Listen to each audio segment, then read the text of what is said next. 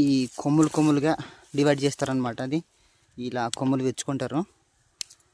అది విత్తనాలకి ఉపయోగపడుతుంది. మళ్ళీ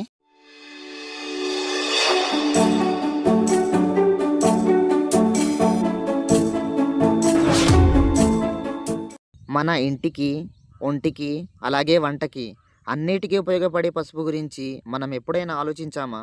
ఉదయం లేవగానే పసుపు, వంటలో పసుపు, పండగల్లో పసుపు, మన జీవితంలో ప్రతిరోజు పసుపే.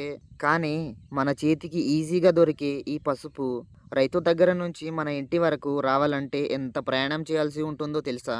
మొదట పసుపు కొమ్ములను భూమిలోకి నాటుతారు. మొక్కలు కొంచెం ఎదిగాక గొప్పు చేయాల్సి ఉంటుంది. 2 సంవత్సరాల తర్వాత తవ్వాల్సి ఉంటుంది.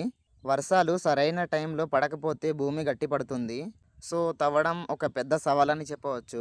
పసుపు తవ్విన తర్వాత ఇంకో పెద్ద పని ఏంటంటే పసుపును ఆవించాలి, అంటే ఉడకబెట్టాలి.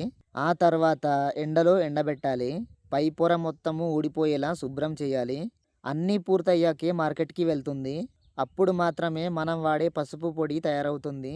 కాబట్టి దయచేసి రైతు కష్టం గుర్తించండి.